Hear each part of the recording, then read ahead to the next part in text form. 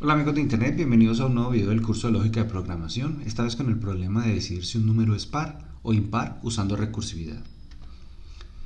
Bueno, ya venimos trabajando un problema que es que Mauricio, uno de sus compañeros del programa de Ingeniería de Sistemas y Computación, le contacta para que le explique y le ayude a resolver 5 problemas clásicos del uso de recursividad.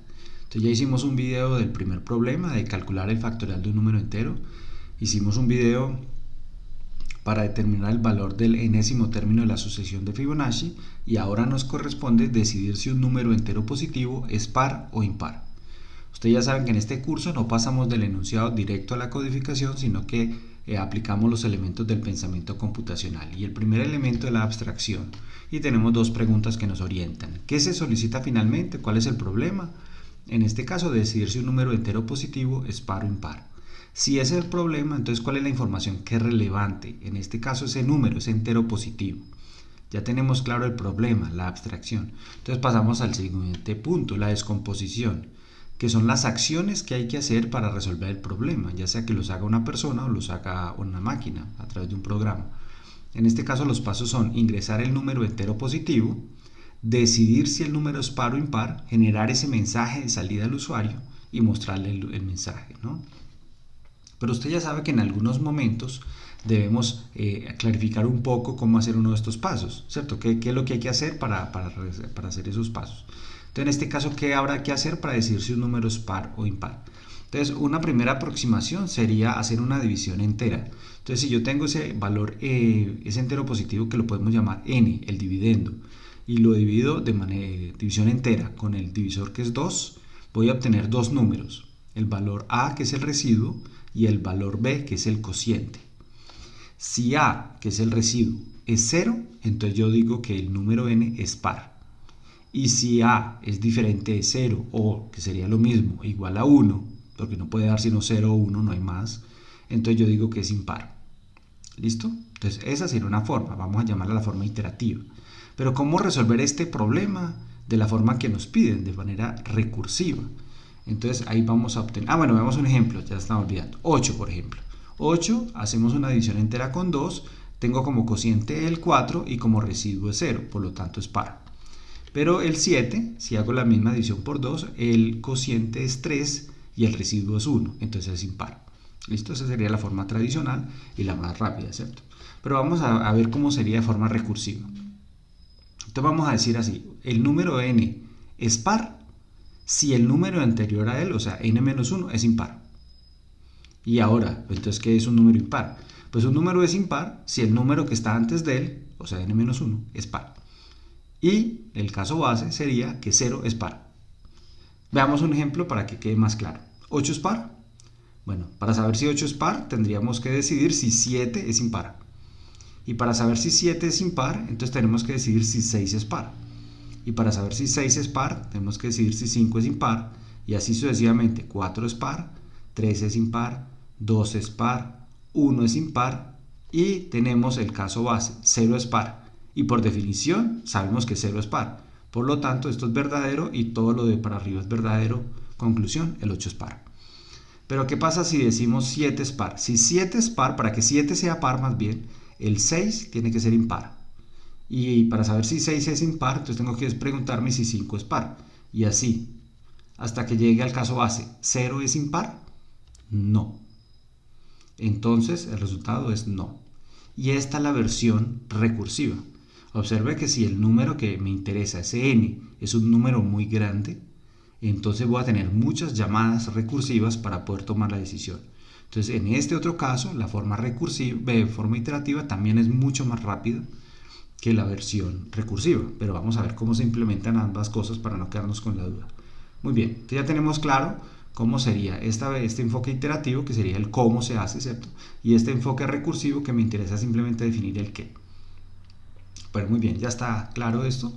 Entonces ahora pasamos al siguiente elemento, que es el reconocimiento de patrones, y aquí vamos a utilizar dos funciones, la de ingresar entero mayor que y la de mostrar mensaje. Entonces vamos a nuestro Visual Studio.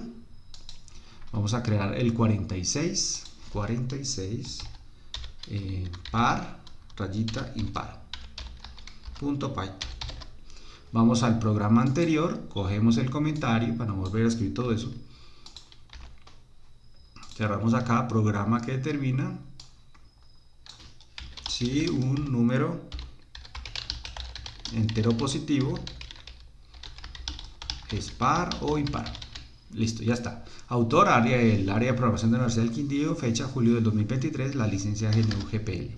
Luego, siguiendo la estructura que tenemos, vamos a indicarle a Python que en nuestro módulo de apoyo vamos a importar la de ingresar entero mayor que y la de mostrar mensaje. ¿Listo? De nuevo, rápidamente, para los que arrancan en este video y no lo han hecho en orden, nosotros hemos venido construyendo un módulo de apoyo en donde están todas estas funciones que estamos reutilizando, ¿no?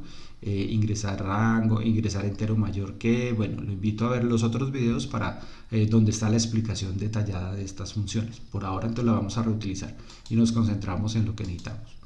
¿Qué sigue luego? Vamos a definir las constantes. En este caso, el mínimo valor que para el problema es -1, porque el 0 también me interesa, es un entero positivo. Muy bien, vamos a definir nuestra función principal, haciendo la claridad que no es que Python me obligue a hacer esto, simplemente nosotros lo hacemos, es para darle a esa función la responsabilidad de toda la descomposición y para que se me van acostumbrando mis estudiantes a crear una función main que ya vamos a trabajar en el siguiente curso, programación 1, en programación orientada a objetos en Java, y ahí sí necesitamos el main sí o sí. Bueno, entonces, ¿qué vamos a colocar aquí en el main? La descomposición. ¿Y qué fue lo que dijimos que había que hacer en la descomposición? Vamos a leer ese valor n, entonces n es ingresar entero mayor que, le vamos a decir acá ingrese un entero positivo, y le pasamos el valor de la constante, mínimo, listo. Entonces esta función me garantiza que en n tengo un entero y además ese entero es mayor que -1, es decir, es 0, 1, 2, 3 hasta el infinito. Vamos a determinar si es par, entonces es par, y vamos a preguntar decidir es par, y le vamos a pasar n. Ok, vamos a crear este mensaje es igual a generar mensaje par, le vamos a pasar n y el resultado que quedó guardado en es par, y vamos a mostrar ese mensaje. Ya está. Entonces esta es nuestra descomposición. Pedimos el valor de n, decidimos si es par, generamos el mensaje al usuario y le mostramos el mensaje. Ahora, pero ¿cómo hacer esta función decidir si es par? Entonces def. Entonces hagámoslo de la forma iterativa, ¿cierto? Entonces usted dice es par es igual a sí. Vamos a arrancar suponiendo que sí. Entonces hagámoslo así sencillo. Si n módulo 2 es 0, es diferente de 0 más bien, entonces es par, es falso. Y listo. Es par. Entonces él arranca suponiendo de que sí. Y entonces mira, si el residuo de hacer la división entera, acuérdate que esto es división entera, no es porcentaje, pues no, división entera con 2, es diferente de 0, o lo que sería lo mismo, igual a 1, no importa, igual es lo mismo, entonces decimos que no es par. ¿Listo? En otro caso, pues va a devolver que sí. Esta sería una forma de escribir ese código. Eso se puede hacer también en una línea, solo para que quede claro cómo sería. Podríamos decir simplemente es par, así. Es par igual a n módulo 2 igual a 0. Y ya está. Solo con este renglón, sin esto. Entonces también lo que pasa es que esto no es muy legible, ¿sí? Si usted ya sabe qué significa, pues sí, pero yo creo que es más legible el de arriba y eso no lo cobran y queda más claro. Ok, ¿qué nos falta aquí? Generar esta función. Entonces, definir esta función y es simplemente un mensaje que es un fstring que diga cosas como el número y le pasamos n es par, entonces le colocamos es par aquí. Entonces ahí va a decir sí o no. Esa sería una forma, ahorita lo arreglamos más bonito. Mensaje. Vamos a ver si funciona, ya quedó. Entonces vamos a hacerlo en esta primera versión, vamos a ejecutarlo y vamos a decir, por ejemplo, 5. Entonces 5 es par, falso. Eso no se ve muy bonito, ¿cierto? Entonces vamos a arreglarlo. Entonces vamos a decir es, y borramos acá, y preguntamos si el valor de es par es verdadero. Entonces a mensaje le concatenamos un resultado par, mayúscula, bien bonito, que se resalte. Y si no, a mensaje le vamos a concatenar impar. Entonces mire, va a salir el número tal es, y dependiendo del resultado de esta variable, si es verdadero pues par y si no impar. Vamos a correrlo, vamos a decirle otra vez 5 y entonces ya sale así, 5 es impar, mucho mejor que el anterior que decía 5 es par, falso, sobre todo en inglés ahí. Entonces vamos a colocar otro, digamos 10, entonces dice es par, perfecto, ahí estamos bien. Entonces ya tenemos nuestra función de generar mensaje. Esa es la responsabilidad de esa función, crear el mensaje que yo quiero. No es mostrarlo en la pantalla ni en ninguna parte, eso es responsabilidad de esta. Listo. Ahora, esta es la versión iterativa, por decirlo así. Ahora vamos a generar la versión recursiva. Entonces vamos a dejar esto en comentario para que quede como la evidencia allí. Listo, démoslo ahí y vamos a hacer esto. Vamos a redefinir la función spar de la siguiente manera.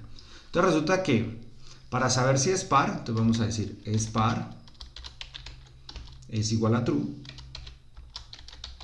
Listo. Si n es mayor a 0, que fue lo que estábamos diciendo, si es 0, entonces saber si es par es lo mismo que decidir si es impar n-1. Listo, retornamos es par, ya está. Y nos faltaría entonces esta función es impar. Entonces vamos a copiar esto porque básicamente es lo mismo, solo que aquí va a decir es impar, es falso, ¿cierto? Mayor que 0 si el anterior es par. Y retornamos impar. Listo, que fue lo que decíamos, ¿cierto? Este es par, sí, Bueno, vamos a mirar si esto funciona todavía. 5 es impar, perfecto. 10 es par, funciona. Ahora, ¿qué es lo importante acá? Resaltar que esta es una recursión indirecta. ¿Por qué indirecta? Porque si usted observa cómo está hecha esta función aquí dentro, no se hace un llamado directamente a esta función, que es lo que decíamos, una función es recursiva si se llama a sí misma, pero resulta que esta llama a una función, que es esta, que llama a la primera, entonces hay una recursión cruzada, ¿cierto? Es indirecta, pero también es una recursión. Y ya vimos todas las llamadas que hay que hacer para un número. Si ese número es muy grande, pues aquí de todos modos no va a ser mucho el problema. Ejemplo 12.000, bueno, ahí se nos dañó la cosa, 10.000 o 1.000, es muy grande, máximo recursión, ¿sí ve? Entonces no es muy óptima este tipo de solución, pero en la práctica funciona. ¿Listo? Ahora, no estoy desmeritando la recursividad, simplemente estoy diciendo hay que tener mucho cuidado con ella porque consume muchos recursos, tanto de memoria como de tiempo, entonces hay que saberla utilizar en el momento correcto. Pero aquí tenemos una solución, entonces para saber si un número es par, tanto de forma recursiva, con una recursión indirecta, como de una forma iterativa. Seguramente que si hacemos lo mismo, esos números grandes con esta fórmula, pues eso es instantánea la solución. Ahora, en los dos videos que siguen, vamos a ver la importancia de la recursividad en problemas un poco más complejos que este. ¿Listo? Entonces ya hemos resuelto el problema. Ya saben que si les está gustando este material, por favor inscríbanse al canal Infraestructura-Linux-Programación y puede dejar unos likes para saber que le está gustando todo. Muchas gracias y feliz noche.